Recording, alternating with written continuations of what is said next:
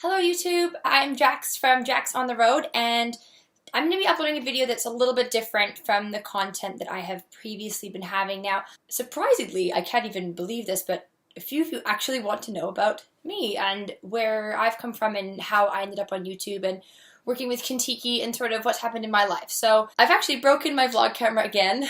I'm a bit useless at this, so I don't really have anything new to share with you guys in terms of travel content, so I thought, why not take this time to let you know a little bit about myself. I'm Jax. I am 22, I'm almost 23 years old. It's my birthday in like 2 weeks. And I am from a place called North Vancouver, Canada. So holla to all my Canadians out there. People keep asking me if I'm American, and don't worry, I don't get offended because I love Americans. I think Americans are great, but I am from Canada.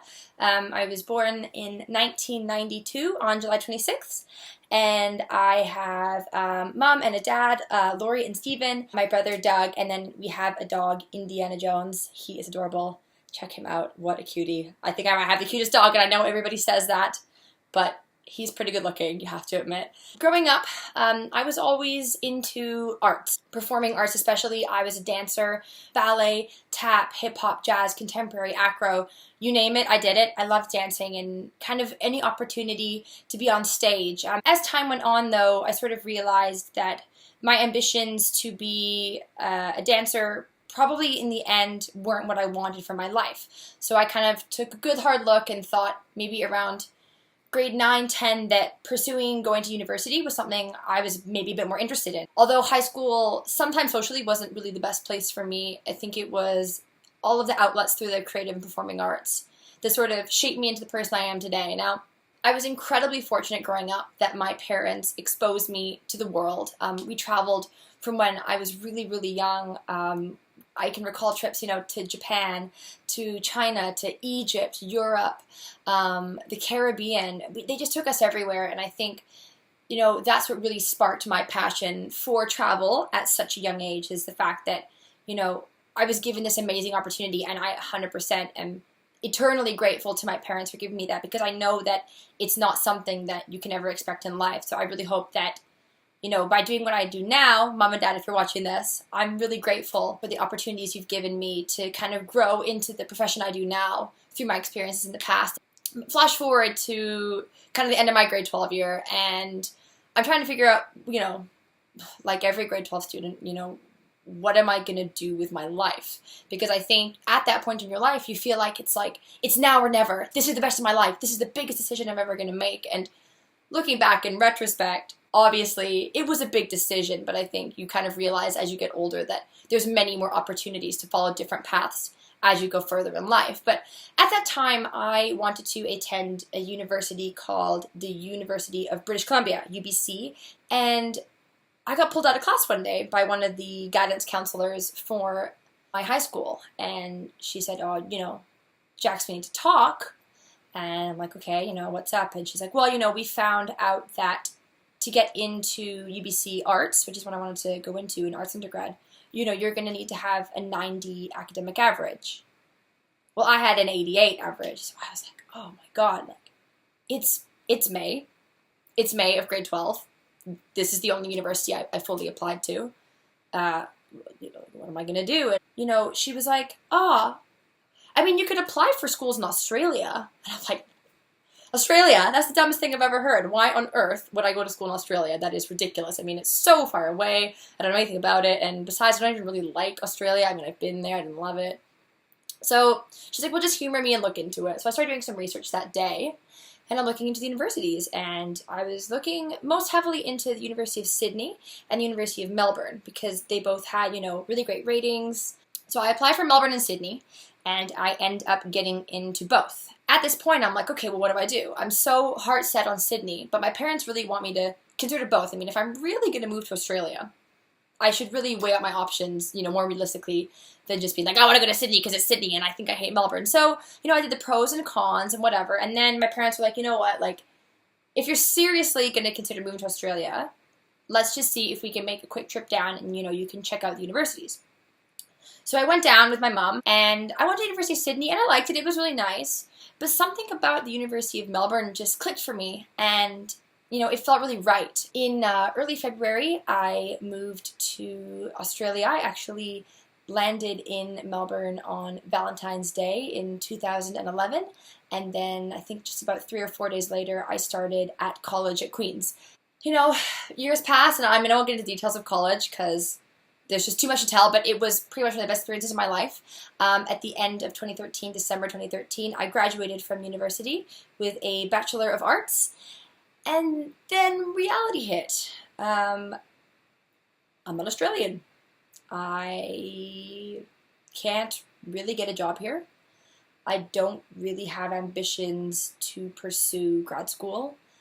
Around, February, I was like, okay, well, I guess I'm moving back to Canada. And it was really hard for me because over, a 3.5 year period, you make some exceptionally close friends. And I think it was different for me. It wasn't just like, okay, well, I'm going to have to move back to my home state or move back to my province. And, at least my friends are still in Canada or the US or whatever. It's like, this is Australia. It's very far away and, a little bit disconnected from the rest of the world. So I was on LinkedIn. I was looking at jobs in Toronto and Vancouver and, trying to find out what was realistic for me.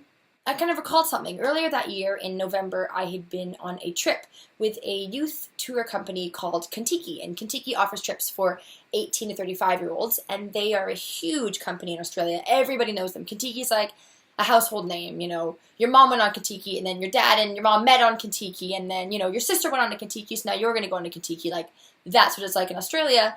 In North America, it's not quite as big of a brand. Like, it's growing, but I went on this trip in Australia. I went to northern Queensland and Whitsundays and went sailing, and it was only 5 days. It was a very, very short trip. But I was kind of thinking the whole time, I could do this. I could lead these groups. I could be a trip leader. That weekend in February when I was looking at jobs on LinkedIn, it kind of just popped in my head. Wouldn't it be fun to work for Contiki?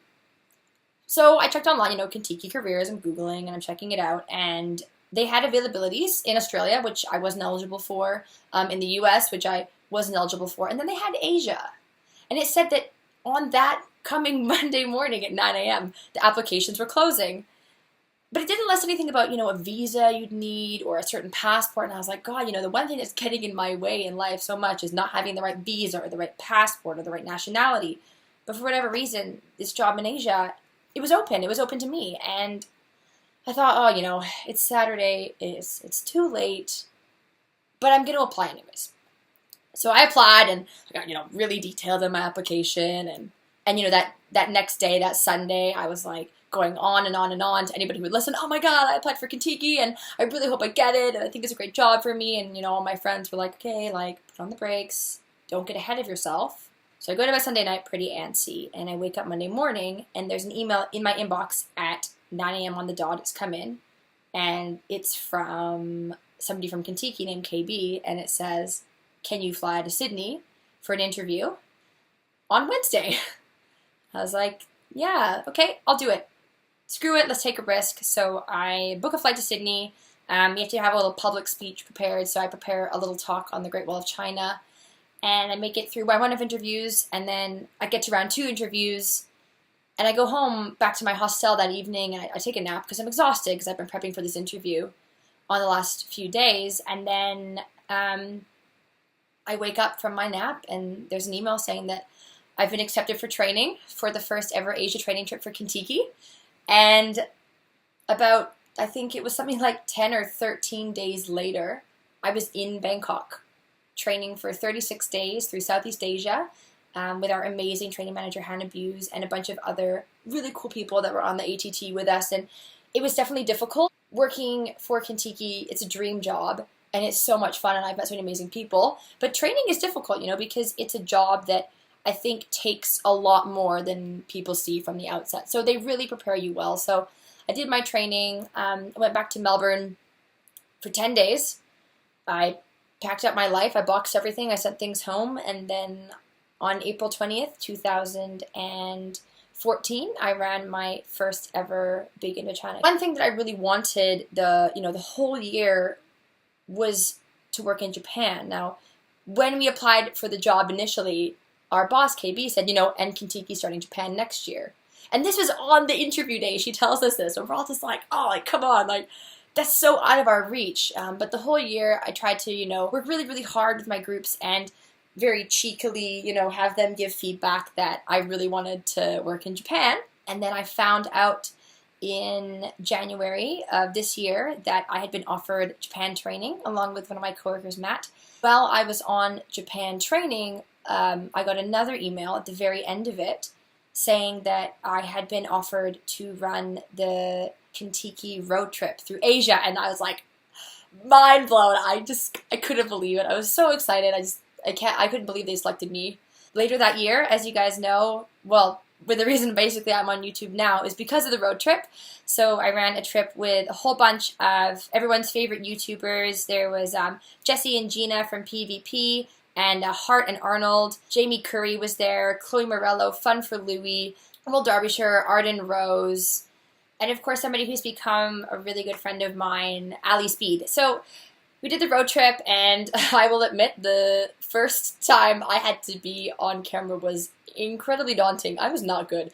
Like, I think it probably took about 70 takes just to get the first bit down, of which I definitely didn't nail. Like, my face was like up here, I was like walking backwards, and I just had no idea. I was totally lost, but all those YouTubers were so cool and like really friendly and incredibly down to earth. And I made a joke on the very first night of the road trip, like, okay guys, like, I'm almost at 1,000 followers on Instagram.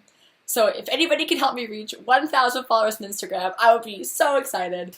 So, it was a slow trickle at first, and then Jesse and Gina posted on their channel, follow Jax on Instagram, and all of a sudden it was like PvP San and like Dope Fresh Nation, and I'm like, what the hell is going on? Like, who are these people? What is the Dope Fresh Nation? It's crazy. And it all kind of blew up, and a couple of them were saying to me, well, why don't you start a channel? And I was like, well, who would watch my channel? I mean, but they were like, no, just do it, and give it a chance. So I did, and here I am now, and it's probably going to be quite a slow growth from here, but I'm trying, and I know I'm not the best with constantly updating content, but I do have a job. I mean, it's hard to be a YouTuber when you have other commitments to do, and obviously, like, my commitment is Contiki, but if I get, time to make videos, I definitely will, and yeah, that's pretty much where I am now. If you want similar content to this, let me know. I have a Twitter that I have posted in the description. If you guys have any questions for me, you can either post them in the comment section of this video or tweet me. My Twitter following is a little small, maybe 780 people, so I'd love to see that grow. That'd be really cool. If you guys are enjoying the videos, give them a thumbs up, hit subscribe, share it around.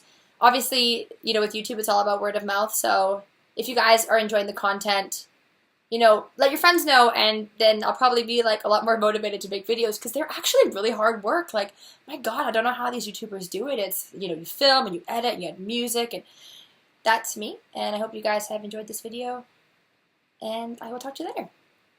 Peace.